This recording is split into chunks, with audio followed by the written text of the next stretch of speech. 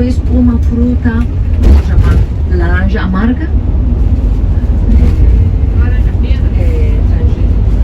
Laranja. Laranja. Tangerina misturada com laranja. Essa grana? Toranja. Em turco é turunç. Toranja. Porque dá de água, de uma parte de sombra. Normalmente de sombra, mas depois falamos um pouco, não? Como que é o outro nome de Éfeso? Não tem outro nome? Nome turco não tem? Não, em turco é Efes. Efes.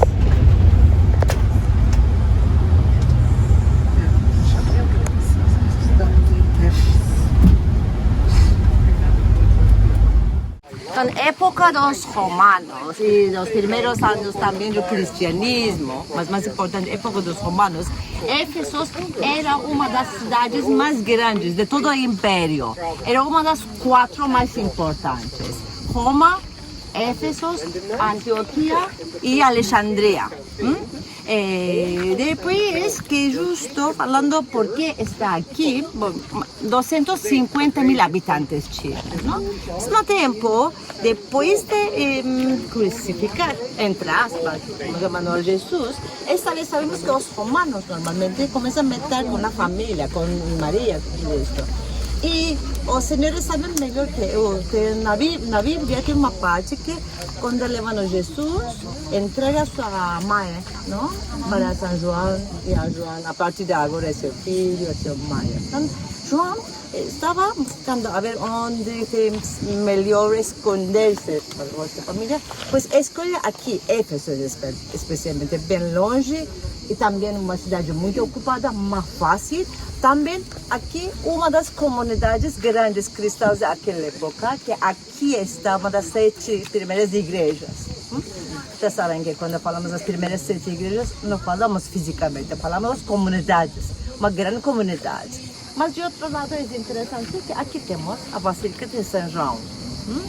Ele faleceu aqui, ele escreveu aqui seu livro também, aqui. Ao mesmo tempo, por este lado, passou também São Paulo, umas oportunidades viajando juntos, pois quando foi faleceu aqui, eles enterraram, era uma tumba muito simples.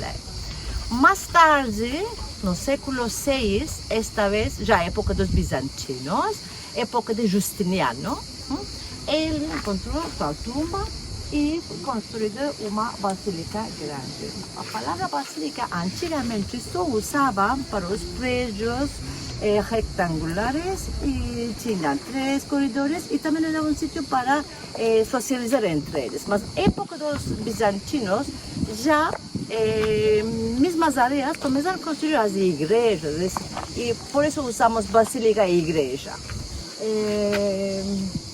Quero ir até aí para mostrar como era, para ver o prédio como era. A cabeça principal.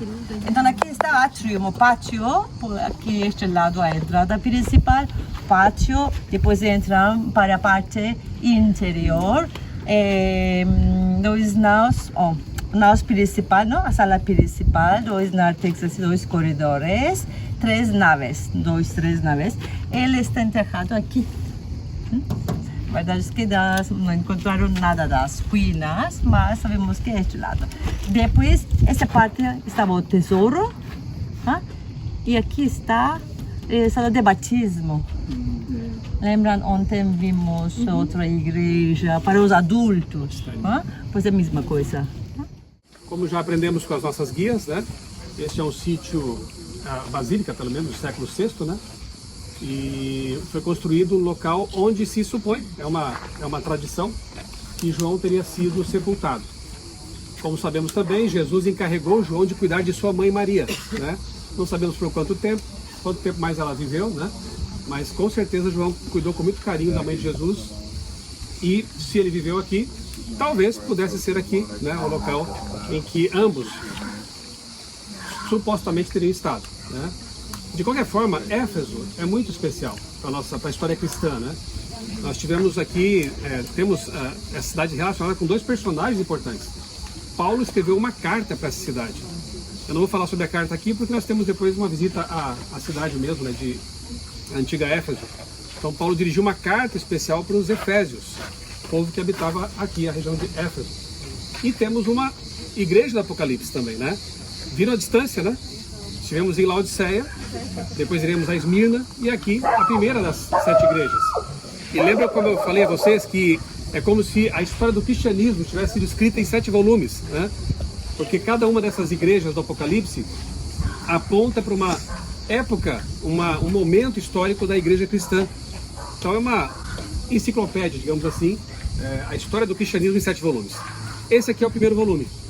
E quando você lê no Apocalipse sobre Éfeso, você percebe que as características eram muito elogiáveis mesmo, né? Uma época muito bonita. Entendam que é primeiro século ainda. Então João, um discípulo direto, uma testemunha ocular direta de Jesus. O último a morrer. João morreu de morte morrida, como a gente fala, né? Os outros foram martirizados, né?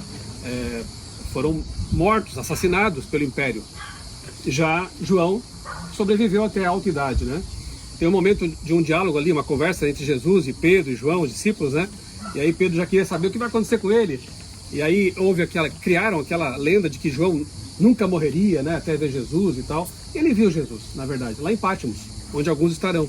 Então Jesus encontrou João, de fato, né? Antes da segunda vinda, quando apareceu para ele em Pátimos. Mas então, repetindo, João morreu de idoso, já era por volta do ano 100 depois de Cristo, 30 anos após a morte de Jesus. Eu não sei quanto a vocês, eu acho que vocês concordam comigo. Quando eu leio os evangelhos, eu fico emocionado só de pegá-los, né, e abri-los para ler, porque são relatos de testemunhas oculares, pessoas que andaram com Jesus. E entre elas havia sempre 3 mais íntimos, né? Pedro, Tiago e João. E dos 3 tinha um que era mais íntimo, já falei isso, né? João. Então nós temos os 3 evangelhos sinóticos, que são bem parecidos, né? Mateus, Marcos, Lucas. Lucas escrito por um grego, isso é bem interessante, né?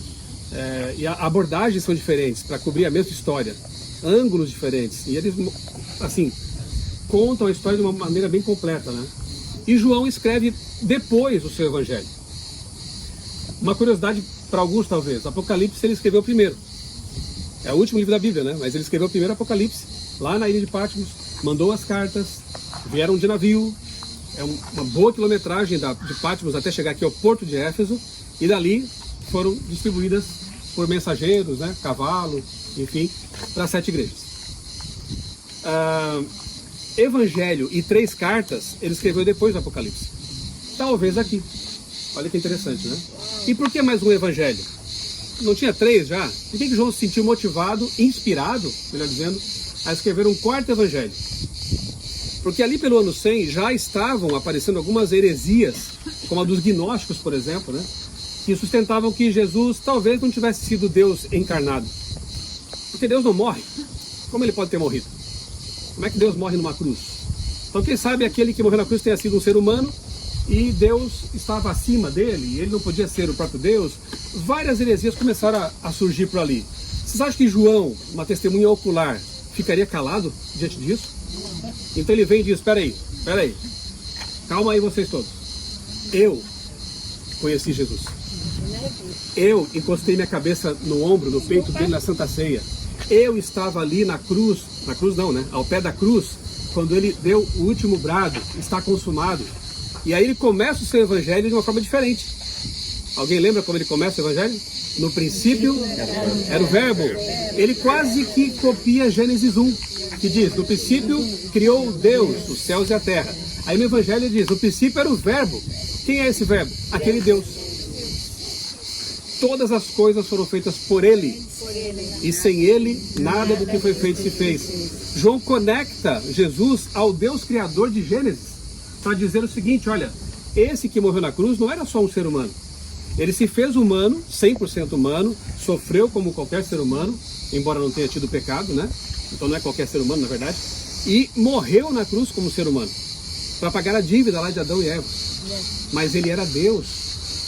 Essa é a grande diferença, digamos assim, do cristianismo em relação com outras religiões, né? Nós cremos que Deus se envolveu. Nós cremos que Deus sujou seu pé na poeira deste mundo. Nós cremos que Deus veio abraçar a humanidade. Não ficou do alto apenas ordenando, orientando. Ele veio, ele se envolveu e finalmente morreu por nós na cruz.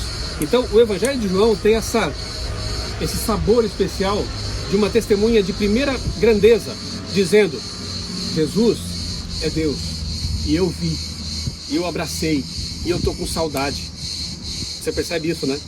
João, ele termina o Apocalipse falando assim, ó, vem, Senhor Jesus. As últimas palavras de João no Apocalipse, né? Vem, Senhor Jesus. Por quê? Saudade, saudade. Ser cristão é ter saudade de Jesus. Ah, mas eu não vi Jesus. Mas eu estou lendo aqui o relato de uma testemunha ocular de primeira grandeza. Isso que é importante. Se nós tivermos essa mesma noção de que Jesus é real, de que lá no céu, no santuário celestial, está um Deus de carne e osso. Porque você sabe que Jesus ascendeu com o seu corpo humano, glorificado. Então no peito do Deus Jesus bate um coração humano. É por isso que ele se identifica conosco, né? Ele sabe o que é sofrer, ele passou por nossas lutas, ele foi incompreendido desde a infância. Quem era o pai dele? Aquela desconfiança. Jesus sabe. Foi abandonado em momentos cruciais por seus mais íntimos discípulos, né?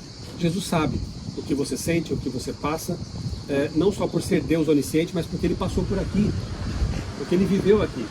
Isso é maravilhoso, né? Mais do que apenas contemplar essas ruínas e talvez estarmos pisando em um local em que talvez João tenha estado, mais do que tudo isso é ter um registro desse apóstolo que tão de perto andou com Jesus, né?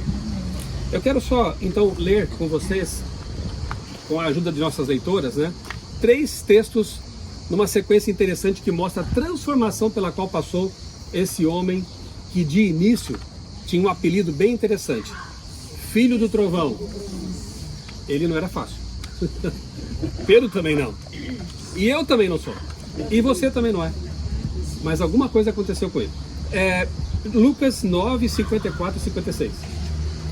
Vendo isto, os discípulos Tiago e João perguntaram: Senhor, quer que mandemos descer fogo do céu para os consumir? Mas Jesus, voltando-se, os repreendeu e seguiram para outra aldeia. A gente pode estar andando com Jesus e ainda fazendo essas barbaridades aí, né? Os samaritanos não receberam Jesus. Aí o que João e Tiago fazem? Propõem, quem sabe, vamos orar por eles? Vamos ajudá-los? Eu já tive vontade de fazer o segundo. No seu grupo aí? Já. No seu grupo, né? Meu ali é complicado. Aí o que eles propõem? O que João propõe? Senhor, quer que a gente mande descer fogo do céu sobre eles? Jesus, meus filhos. Entenderam nada? Não é. Não entenderam nada. Vocês têm que andar um pouquinho mais comigo ainda. Aí João 13, 23, o que João está fazendo ali? É um texto que emociona. Quem é que vai ler bem alto para nós aí? Ora, achava-se reclinado sobre o peito de Jesus um de seus discípulos, aquele a quem Jesus amava. João é tão humilde que ele nem coloca assim, eu que estava lá. O João estava lá. Não. É aquele discípulo que Jesus amava. Ele não coloca o nome dele. Interessante, né? E eu acho que ele gostava de dizer também que Jesus me amava, né? Então, mesmo eu sendo bravo, mesmo eu sendo o cara que queria descer fogo lá nos samaritanos, Jesus me amava. Jesus me ama. E é justamente o amor de Jesus que nos transforma, né? Todo mundo aqui tem um dragão e um cachorrinho bonzinho dentro de si mesmo, né? Então tem hora que o dragão vem com tudo, o bicho feio aparece, né? Mas se você andar com Jesus, ele vai domando esse bicho. Ele vai transformando. 3 anos e meio de convivência íntima com Jesus transformaram João num discípulo que falava muito de quê depois? 1 João 4, 7 e 8.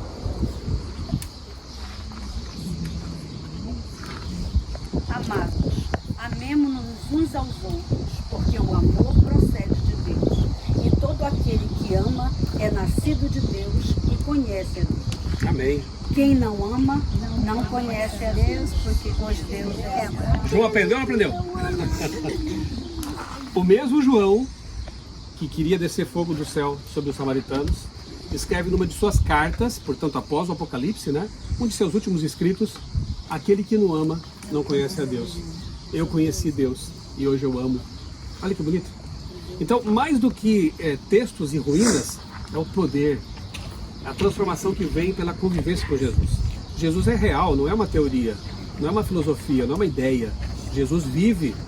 E se você clamar a Jesus por essa transformação, se você andar bem pertinho dele também, você vai ser transformado. Nós seremos transformados. E ele também, Jesus disse, né, que conhecerão se vocês são meus discípulos, se vocês se amarem, né, uns aos outros. O amor é a marca principal do cristianismo.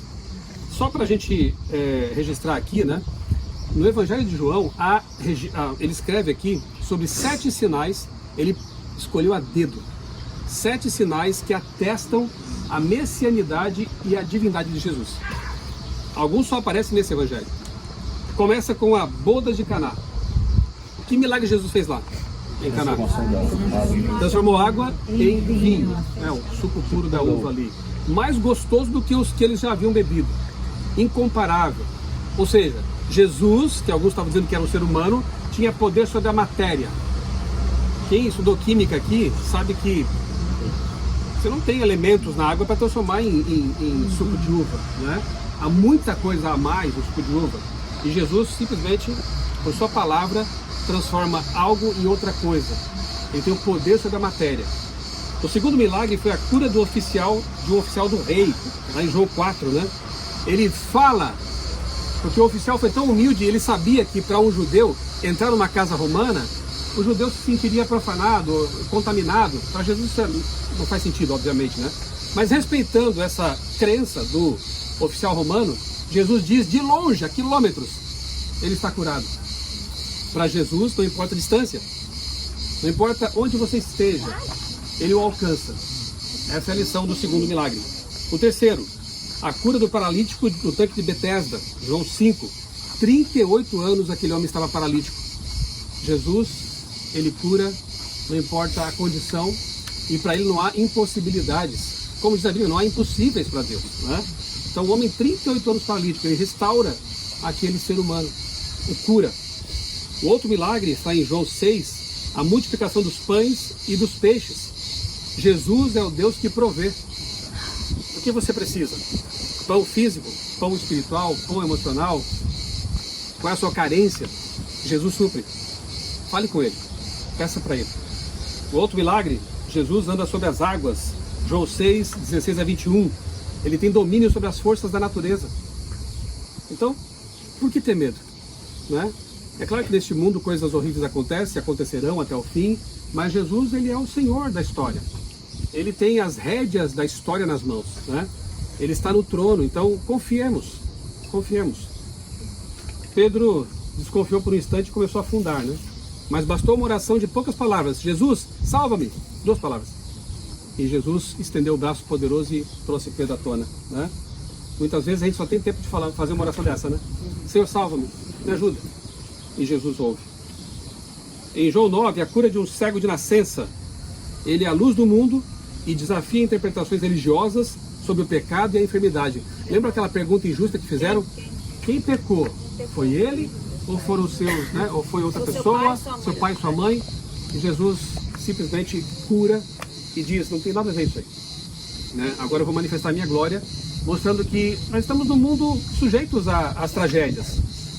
E não necessariamente são resultado de nosso comportamento, nossas escolhas. Às vezes são. E mesmo dessas, Deus pode nos ajudar e nos livrar, né? Então ali Jesus, ele ajusta um conceito equivocado que seus discípulos alimentavam. E mostra que ele é a luz do mundo, ele dá vista, visão, não só física, mas espiritual também. E finalmente, a ressurreição de Lázaro. Aí sim, o ápice dos milagres, né? Porque a morte é tida como o principal inimigo do ser humano. E quando Jesus chega diante da tumba e diz, Lázaro, vem para fora, ele demonstrou que tem poder também sobre a morte.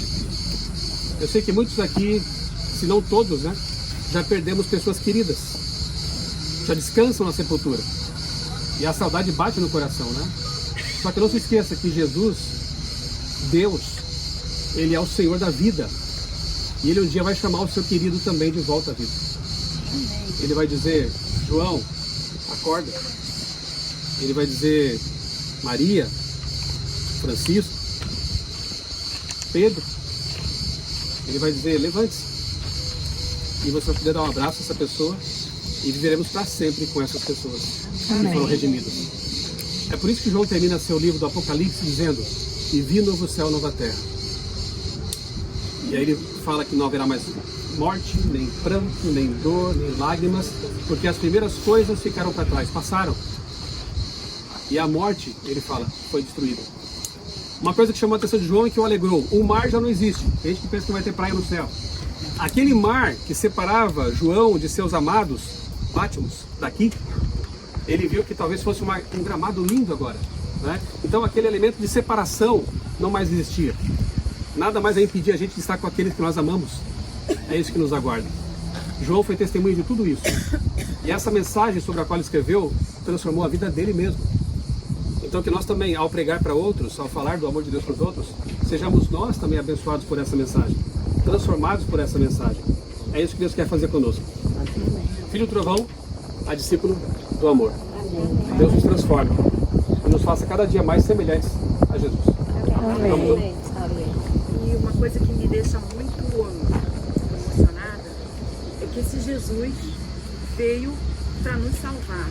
Se ele não tivesse vindo, a gente não teria essa possibilidade de estarmos um dia morando na mansão celestial com ele, né? Se ele não tivesse cumprido esse plano da salvação, nós não teríamos essa possibilidade de ressuscitar, que ele vai nos ressuscitar. Amém. Amém. Pode orar. Então fechemos os olhos e conversemos com o nosso Deus. Senhor Deus, obrigado por tuas bênçãos, por estarmos aqui nesse bom lugar. Um lugar que nos faz lembrar também do teu poder transformador sobre a vida das pessoas.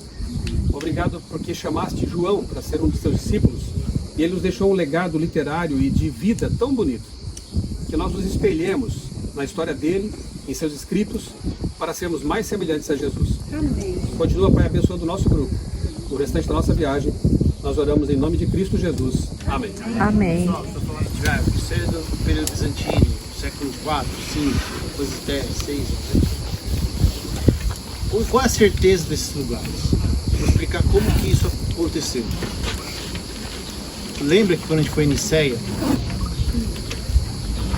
existe uma disputa dentro do cristianismo. O cristianismo está muito influenciado pelo helenismo, pelo padrão cognitivo grego-helênico de perceber as coisas. Então ele está numa luta imensa ali, antes de chegar ali, né? A gente, no caso, viu o caso desse bispo de Alexandria, Ário, que um lado vai falar, não, ele é a mesma essência do pai, o outro não, ele não é, ele foi criado pelo pai, ele não pode ter o mesmo nível do pai, ele é uma criatura. Outro, não, mas espera aí, é assim, bom, aquela luta toda. O que Constantino fez foi que ele entendeu que na malha social do império dele, praticamente a maior malha era cristã. E se eles se dividem, vamos dizer, um lado pode vir um outro líder e falar, vou ser o líder de vocês e quebrar isso. Então o que acontece? Quando ele junta com Constantino e Niceia, provavelmente o que aconteceu foi isso. O bispo de Jerusalém, lembra que Jerusalém, pelo imperador Adriano, foi cimentada para apagar toda a história judaica, cristã, etc. Anos 130 e pouco depois de Cristo. O Adriano, cada lugar que tinha uma história judaica ou de Jesus importante do cristianismo, ele põe um templo, a Vênus, a Júpiter, essas coisas. Então no concílio de Niceia, o Macários, que era o bispo de Jerusalém, conversou ou com Constantino, ou com a mãe dele, ou com um representante, porque não sabe se eles estavam realmente no concílio. E daí ele fez o quê? Pediu dinheiro do Estado para reconstruir ou redescobrir, cavar aqueles lugares embaixo daqueles tempos, a história cristã. Porque até então o cristianismo é uma religião sectária do judaísmo. Não tem uma identidade própria. Ainda que em Antáquia, ali em Antioquia, vão ser chamados de cristãos, etc., mas ele ainda é sectário do judaísmo. Não tem identidade própria. Então, quando chega em Niceia, o que esses líderes vão entender é que o cristianismo está muito influenciado pela teoria grega das coisas. E ele, então, através disso, Macários falou, vou com o dinheiro do Estado agora, vir para Jerusalém, escavar esses concretos e vou achar embaixo a história. O que ele está querendo fazer? Ele está querendo mudar a percepção cristã helênica, que está começando a ficar helênica, para uma percepção tátil. Onde então a gente pode fazer uma como chama, procissão. Olha, aqui aconteceu isso com Jesus, então vamos orar aqui, todo mundo ora. E desfocou essa coisa da natureza, se é humana, se é divina, se é isso, se é aquilo, seja igual o pai, ser diferente, desfocou. Então é uma estratégia para desfocar. E a partir disso é criada uma identidade cristã tátil e geográfica, onde você vai e vê os lugares. Isso aqui não é do mesmo período, mas faz parte dessa mesma ideia de você criar marcos para construir a história. Agora, são falsos? Boa parte não, até. Porque como que se fazia isso? Olha, onde que a tradição coloca que João morreu ou João viveu? Ficou em Éfeso, fez isso, aquilo. Então é lá que nós vamos fazer o marco, porque já existe uma tradição. Lógico, são muitos anos. Imagina que de João até construir isso aqui tem dado o Brasil. Mas o que acontece? Havia uma tradição local, então vai ser aqui, tem um túmulo ali, então um túmulo de João. Mas por quê? Porque mudou o padrão de cognição do cristianismo, onde ele passa de uma coisa filosófica, inclusive mais de elite, para uma coisa mais tática para todo mundo que vai lá, e a ideia da peregrinação. Então quer dizer, pode ser que seja? Pode. Pode ser que seja uma estratégia política? Pode também. Pode também. Mas vocês agora estão começando a perceber, eu acho que Israel dá para perceber muito mais que aqui isso, essa coisa de você entrar e ver, olha a oportunidade que isso deu. O pastor falou, as guias falaram, agora nós vamos lá ver, nós oramos aqui. Isso não é mais interessante do que a gente numa sala discutindo se a natureza de Jesus é isso, é aquilo. Então, essa mudança do padrão de cognição foi bom. Foi bom. Tá? E é nessa perspectiva que nós vamos ver esse lugar e alguns outros também. Tá bom? Vamos continuar. Olha na cidade. Esse é, não sei, um quarto. Depois o resto da cidade está mais. Vamos subir, vamos ver. Tá? E vamos começar com essa Gestapo, que é o maior e melhor conservado entre todos os teatros greco-romanos. 25.000 pessoas de capacidade, 25-30.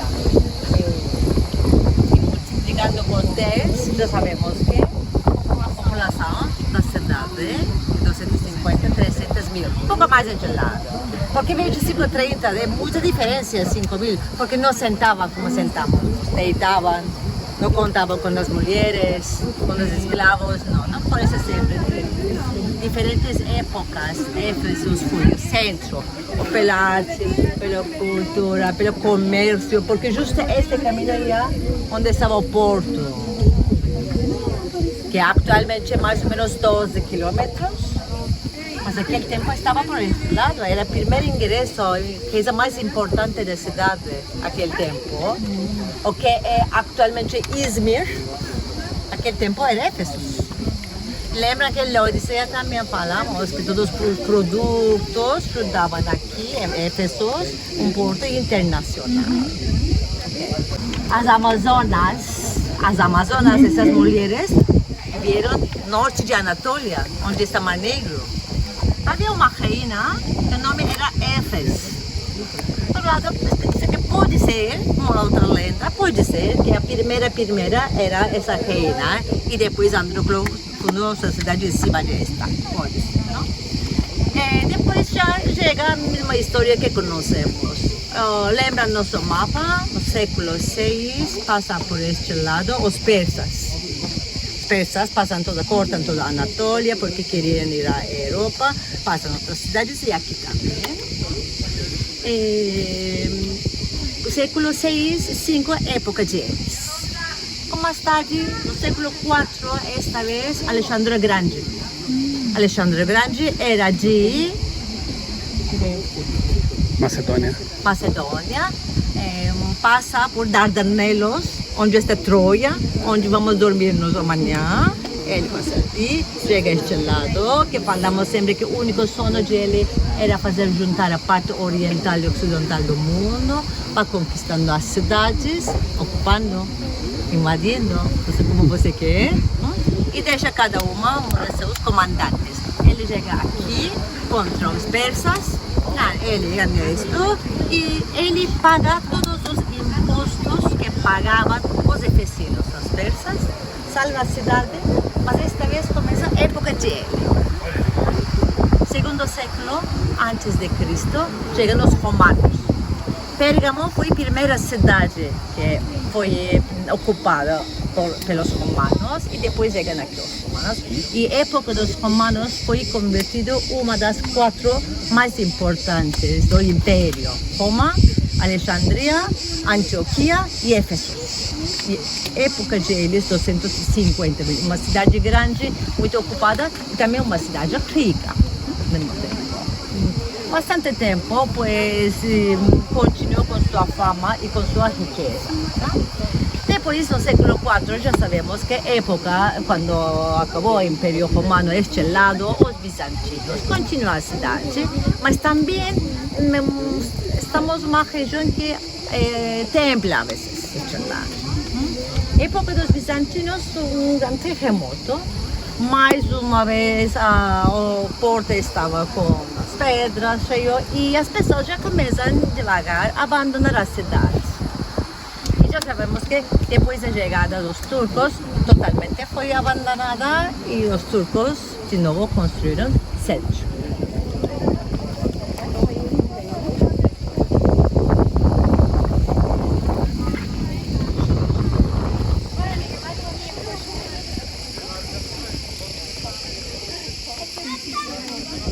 Estou caminhando aqui nas ruínas da antiga cidade de Éfeso, uma das mais importantes cidades do tempo do Império Romano, e fico imaginando como deveria ser bonita, linda essa cidade, com suas colunas, com piso de mármore. Eu vou virar aqui para vocês verem o tamanho do anfiteatro, na verdade o maior anfiteatro daqueles tempos.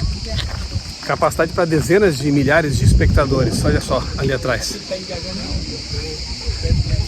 E aí eu fico imaginando também como devia ser a vida dos primeiros convertidos aqui dessa cidade.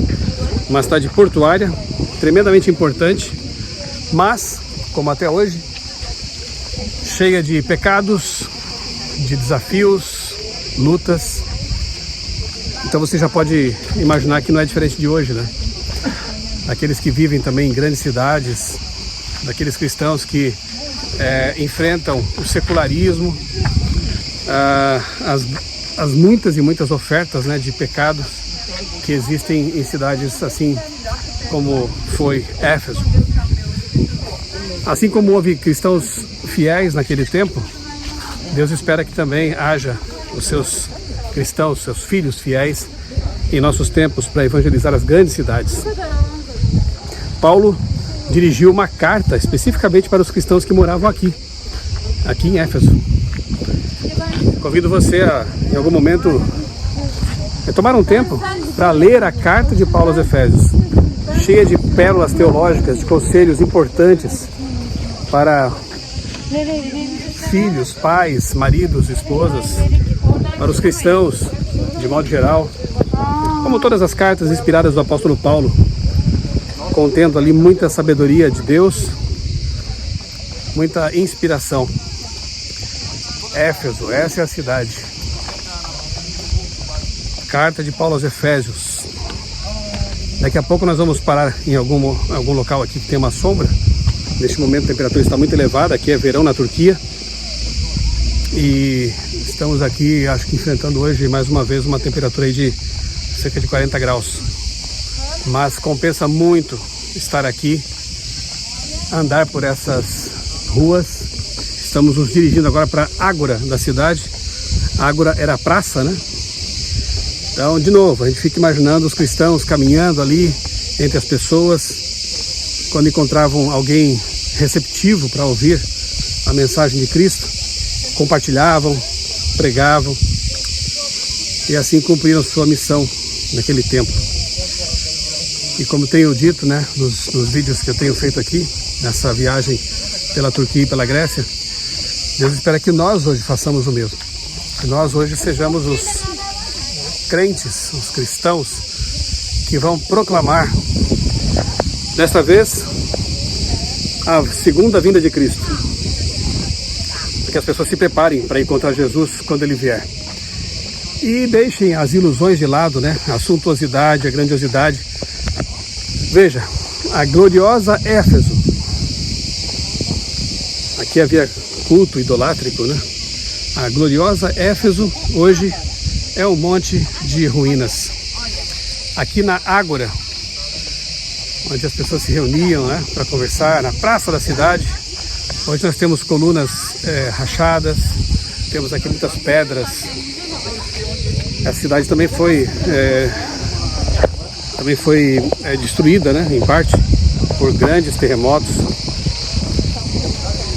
E toda aquela glória, toda aquela opulência, toda aquela suntuosidade ficaram no passado. Mas os cristãos que viveram aqui, que se dedicaram à pregação do Evangelho, que amaram Jesus, descansam, né, na morte, mas tem a promessa da ressurreição. Um dia eles vão levantar da sepultura e vão herdar uma cidade maravilhosa, ruas de ouro, uma cidade eterna. E a vida deles não terá fim. Terá valido muito a pena entregar a vida a Jesus. E você, o que escolhe? As glórias desse mundo ou as glórias eternas? Faça a decisão correta, tá bem? Na sequência, eu vou apresentar aqui uma mensagem com base no livro de Paulo aos Efésios, a carta de Paulo aos Efésios. Jesus, como João, como Mateus, como Bartolomeu, Pedro, ele teve um encontro muito especial com Jesus ressuscitado já. Quando se dirigia a Damasco, Jesus aparece em glória para Saulo. Ele então cai ao chão, como consequência daquilo ficou cego por um tempo, né? E perguntou: quem és tu, Senhor? Eu sou Jesus a quem tu persegues. E ele começa uma transformação, que coisa maravilhosa, né? Um homem que era respeitado, um erudito, um filósofo, até diríamos, né, do judaísmo, que passa por uma mudança de paradigma, de perseguidor para perseguido. Ele apanhou aqui para Jesus, enquanto antes batia naqueles que seguiam Jesus. É uma história maravilhosa, linda, né? Uma inspiração para todos nós. Não importa quem tenhamos sido ou que tenhamos defendido no passado. Eu mesmo defendia darwinismo, marxismo e outros riscos, né? E no ensino médio passei por uma revolução mental, digamos assim, uma mudança, né, de paradigma, que nós conhecemos como conversão. De modo que o Michelson, que atravessou essa experiência, é outro, totalmente outro. Então, quem sabe dessa viagem, muitos Saulos sairão daqui, né? Muitos aqui terão uma nova visão de Jesus, um encontro real com Jesus, como o apóstolo Paulo teve. Eu creio que é um bom lugar, um ótimo lugar, para a gente fazer uma breve reflexão sobre ensinamentos de Paulo na carta que ele escreveu para os Efésios, e que chega até o século XXI, nos alcança, nos toca, nos impressiona. Impressiona porque é uma mensagem também profética. Ela não se esgota no tempo dos antigos Efésios, da comunidade que vivia aqui, dos cristãos que viviam aqui, que caminhavam por essas ruas, que andavam por essas praças, né? Eu fico imaginando aqueles cristãos encontrando pessoas receptivas ao Evangelho, e aí, quem sabe, sentando em um banco, conversando, trocando ideias, né? Que coisa maravilhosa. E assim como eu disse no outro local, nós também vivemos, alguns em lugares pequenos, como eu, Tatuí, 100 e poucos mil habitantes, outros aqui moram em capitais, né?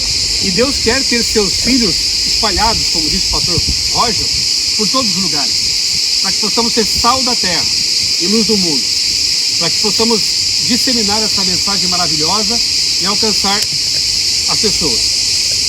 Então eu quero abrir aqui com vocês a Bíblia em Efésios. Se você tem no seu celular, convido a acompanhar a leitura.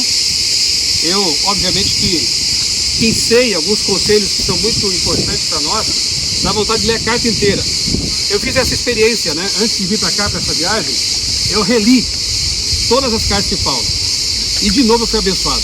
Que coisa maravilhosa, que sabedoria divina nós encontramos aqui nesses textos inspirados, né?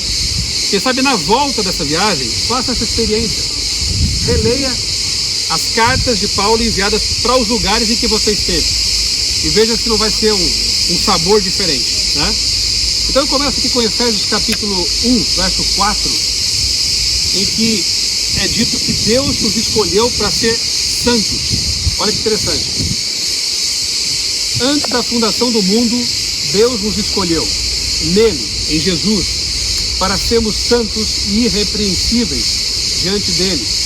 Em amor nos predestinou para ele, para sermos adotados como seus filhos. Claro que aqui é toda uma discussão sobre predestinação, calvinista ou não, etc. Não é esse o ponto agora. O ponto é, você foi escolhido por Deus para ter uma vida de santidade, de pureza, de justiça em Cristo, né? Para Cristo, como diz aqui o apóstolo. Um outro texto que a gente pode destacar aqui é o capítulo 2, vai lá, capítulo 2, no verso 8, que fala de um dos temas que era muito precioso para Paulo, salvação pela graça. Porque no caso dele, e também do nosso, né, o que o recomendava? Ele se via como um dos maiores pecadores, porque de fato tinha cometido grandes pecados. E no entanto ele diz assim, porque pela graça vocês são salvos, mediante a fé. Isso não vem de vocês, é dom de Deus, não de obras, para que ninguém se glorie, pois somos feitura dele, criados em Cristo Jesus para boas obras, as quais Deus de antemão preparou para que andássemos nelas. Percebem? Criados ou justificados, salvos pela graça para as boas obras. Essa é a ordem. É assim que se entende, né? Primeiro você é salvo, é justificado, e depois você vai praticar as boas obras do Evangelho. Ser uma pessoa correta, que guarda a lei de Deus. Não inverte a ordem. Achar que você vai conquistar o céu por obras, né? Por regras, por mandamentos. Paulo lutou muito com esse assunto, porque havia pessoas que, assim como hoje também há, né, os perfeccionistas, enfim, né, que acham que são melhores do que outros porque são fiéis nisso ou naquilo. A fidelidade e a obediência é uma consequência da nossa salvação, não a causa dela. Salvos pela graça para as boas obras. Num verso aqui, Paulo traz teologia profunda, importantíssima, né? Um outro texto que eu destaquei aqui na carta dele está no capítulo 3, no verso 13.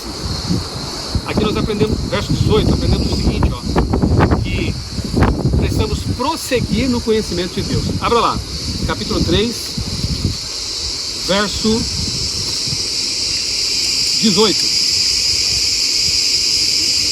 Isto para que com todos os santos vocês possam compreender qual é a largura, o comprimento, a altura e a profundidade, e conhecer o amor de Cristo que excede todo entendimento, para que vocês fiquem cheios de toda a plenitude de Deus. Será que ele pensou na amplidão dessa cidade quando falou isso, né? Conhecer a altura, a largura, o tamanho desse conhecimento maravilhoso. Prossigamos esse conhecimento. Lembra que eu falei no sábado sobre Moisés, né? Quando o assunto é Deus, não nos contentemos com pouco, né? Nós podemos e devemos crescer sempre mais e mais no conhecimento do nosso Senhor. Outro texto que eu destaquei aqui é capítulo 4, verso 14. Veja lá, 4, 14 e 15 também. Para que não mais sejamos como crianças, arrastados por ondas e levados de um lado para o outro, por qualquer vento de doutrina, pela artimanha das pessoas, pela astúcia ou que induzem ao erro, mas seguindo a verdade em amor, cresçamos em tudo naquele que é a cabeça, ou seja, Cristo. Não ser mais meninos espirituais, né? Imaturos, mas ter uma maturidade espiritual cristã, um cristianismo sólido, não vacilante. É isso que Paulo diz aos Efésios e para nós também. Outro texto que eu destaquei aqui na minha leitura, de Efésios, capítulo 5, versos 3 a 11. Vai lá, capítulo 5, 3 a 11. Preste bem atenção, porque tem muita orientação dada aqui por Paulo aos Efésios. Para nós, que estamos aqui em Éfeso agora. Que a imoralidade sexual e toda a impureza e avareza não sejam sequer mencionadas entre vocês, quanto mais praticadas, né? E lembre-se, cidade portuária, cheia de tentações, de pecados, de culto que envolvia prostituição, inclusive, né? Aí Paulo diz, sejam puros, vivam uma sexualidade pura. Ele diz mais, não usem a linguagem grosseira, não digam coisas tolas, nem indecentes, pois isso não convém. Pelo contrário, digam palavras de ação de graças. Fiquem sabendo disto. Nenhuma pessoa imoral, impura ou avarenta, porque a avareza é idolatria, tem herança do reino de Cristo e de Deus. Sério isso aqui, né? Deus nos livre dessas coisas, né? Mais adiante, porque no passado vocês eram trevas, mas agora são luz do Senhor. Vivam como filhos da luz, porque o fruto da luz consiste em toda bondade. Ele faz um contraste aqui, olha. Abandonem isso e abracem o seguinte: bondade, justiça, verdade, tratando de descobrir o que é agradável ao Senhor, e não sejam cúmplices das obras infrutíferas das trevas. Pelo contrário, tratem de reprová-las. Não sejam cúmplices das obras das trevas, mas as reprovem. Ter a coragem santa de Paulo de reprovar o pecado. E a melhor forma de reprovar o pecado é viver em santidade. Porque as pessoas perceberão por contraste a diferença. Por que essa pessoa é feliz? Ela é saudável? O que tem de diferente na vida dela? Ela é contente com coisas simples da vida. Eu quero ser como ela. O maior atrator de pessoas para Jesus são as Bíblias vivas. Vocês, quando vivem a mensagem que foi pregada.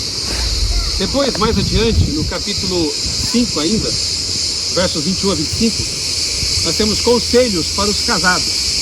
Quantos aqui são solteiros? Eu acho que é a minoria. Solteiros, levante a mão. Ok, tem para vocês também, tá? Mas agora aqui a gente vê conselhos para os casados, maridos e esposas, e depois também para os filhos. Lá no capítulo 5, verso 21, nós encontramos o seguinte. 21. Primeiro, sujeitem-se uns aos outros no temor de Cristo. Começa assim, tá? É uma mútua sujeição.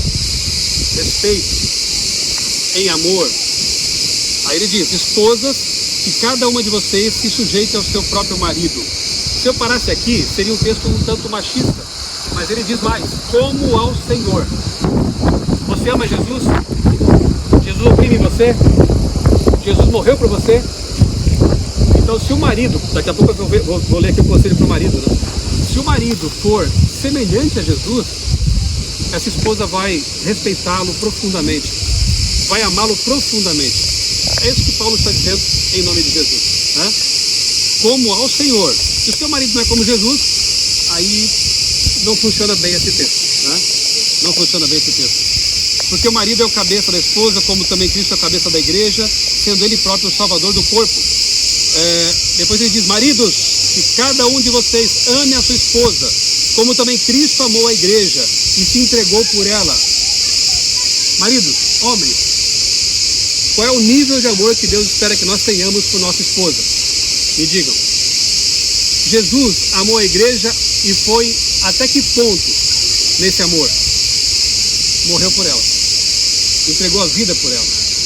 Então, de nós, Deus espera, ordena que amemos nossa esposa à semelhança de Jesus, no amor dele pela igreja. Entregue a vida por ela se preciso for. Mas tem alguns homens que dizem assim, né? Eu daria a minha vida pela minha esposa. E no entanto não dão o tempo, não dão carinho, não dão amor, né? Não dão o dia a dia. É muito fácil dizer que daria a vida, morreria pela pessoa. Mas e a vida? E viver por ela? E fazer, né, no dia a dia aquilo que se espera de um bom marido. Esse é o conselho de Deus para nós, né? Pensemos nisso. E aí ele fala também para os filhos, né? Filhos, obedeçam aos seus pais no Senhor, pois isso é justo. Honre seu pai e sua mãe, que é o primeiro mandamento com promessa, para que tudo corra bem com você e você tenha uma longa vida sobre a terra. E vocês, pais, não provoquem seus filhos a ira, mas tratem de criá-los na disciplina e na admoestação do Senhor. E a carta, que eu acabei de fazer aqui um voo rasante por ela, né? Ela encerra com as seguintes palavras. Assim Paulo ele termina sua mensagem para os Efésios. Quanto ao mais, sejam fortalecidos no Senhor e na força do seu poder. Vistam-se com toda a armadura de Deus, para poderem ficar firmes contra as ciladas do diabo. Jesus, ele viveu e conviveu com pessoas numa sociedade mais agrária ou de pescadores. Então as parábolas, as comparações são desse ambiente, né? A pesca, os peixes, os lírios do campo, a semente mostarda, a figueira. Paulo viveu no Império Romano mais, digamos, urbanizado. Tropas de soldados passavam por aqui de quando em quando. Então ele fala aqui da armadura de Deus, olha a comparação que ele faz. No outro momento ele vai falar sobre o atleta. Aqui havia, né, as Olimpíadas, né, nesse ambiente, né? Então ele usa elementos da cultura para também ensinar verdades profundas para os seus ouvintes e para os seus leitores. E aqui ele usa a armadura de um soldado romano. Com que será que ele comparou, né, a vida cristã agora aqui? Vamos ver. A nossa luta não é contra a sangue e a carne, mas contra os principados e potestades. Aqui ele revela o grande conflito, né? Contra os dominadores deste mundo tenebroso, contra as forças espirituais do mal nas regiões celestiais. Por isso, peguem toda a armadura de Deus, para que vocês possam resistir o dia mal e depois de terem vencido tudo, permanecer inabaláveis. Do que se compõe a armadura? Fiquem firmes, cingindo-se com a verdade. O cinto de um soldado, ele amarrava todas as partes da sua armadura. A couraça, o saiote, ele dava a estabilidade aos elementos ali, né? Então, qual é o elemento que dá a estabilidade à nossa vida? A verdade. E o que é a verdade para um cristão? Palavra de Deus. Santifica-os na palavra, a tua palavra é a verdade. Além disso, quem disse, eu sou o caminho, a verdade e a vida? Jesus. Então, o elemento mais importante que dará estabilidade para nós, espiritualmente, intelectualmente, enfim, é Cristo e sua palavra, que fala dele, obviamente. Então esse é o cinturão, esse é o cinto da verdade. Vestindo a couraça da justiça. Quem é o Senhor Justiça nossa? Jesus. A couraça, ela protegia contra as setas, né? Contra talvez pedradas, contra os ataques, protegia elementos vitais do nosso corpo. Quem deve ser o nosso protetor? Jesus. Com a preparação do Evangelho da Paz. Quem nos dá a paz? E quem é o Evangelho? Jesus. Você já entendeu? Quem é a armadura? Depois fala do escudo da fé, da espada do Espírito, do capacete da salvação. Ele é o Salvador.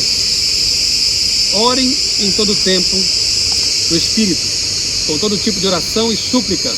E para isso vigiem com toda a perseverança e súplica por todos os santos. E Paulo então encerra com suas saudações e com a típica bênção final na sua carta. Ele deu vários conselhos aqui na carta aos Efésios, mas ele termina enfatizando a armadura, a proteção. Eu imagino como isso deve ter sido alentador para cristãos que se sentiam como formiguinhas aqui. Não se esqueçam, não havia igreja de pedra, templo. Eram comunidades ainda, é o primeiro século. As basílicas, as igrejas, templos vão surgir depois. E quando o imperador Constantino se converte ali, entre aspas, ele torna o cristianismo suntuoso. Mas nesse momento aqui, eram casas, eram famílias, eram comunidades simples. E eles deviam pensar, como que eu vou enfrentar esse mundo tão grandioso, tão desafiador? Paulo diz, vistam-se com Jesus, né? Tornem Jesus tão íntimo de vocês, que seja como se fosse uma roupa, uma couraça, e vocês serão vencedores assim. Não esqueçam, os desafios que vocês enfrentam também no século XXI, lá na cidade de vocês, lá na família de vocês têm um defensor, vocês têm um protetor, que é Jesus Cristo. Vistam-se dele e vocês também vencerão. Amém? Amém. Vamos orar? Amado Deus, maravilhoso Pai, de novo nós expressamos a nossa gratidão por estar aqui num local tão significativo. 1000 anos atrás, 2000 anos atrás, irmãos nossos na fé viveram aqui, fizeram o seu melhor para evangelizar essa grande cidade. Paulo, um de seus líderes, foi preso aqui, foi espancado aqui por Jesus. Ó Pai, coloque em nós também essa mesma fé, essa mesma motivação para pregar o Evangelho. E se formos perseguidos por amor da verdade, que assim seja. Mas veste-nos, Pai, com a tua armadura, para que nós sejamos protegidos e sejamos vitoriosos. Que empunhemos a espada da palavra e cinjamos o nosso corpo com a verdade da palavra e de Cristo. Usa-nos como teus instrumentos, como usaste nossos irmãos do passado. E que em breve possamos contemplar Jesus vindo nas nuvens dos céus, ressuscitar esses queridos que morreram e conhecê-lo. Nós oramos e te agradecemos por tudo. Em nome dele, nosso Senhor e Salvador Jesus Cristo. Amém. Amém.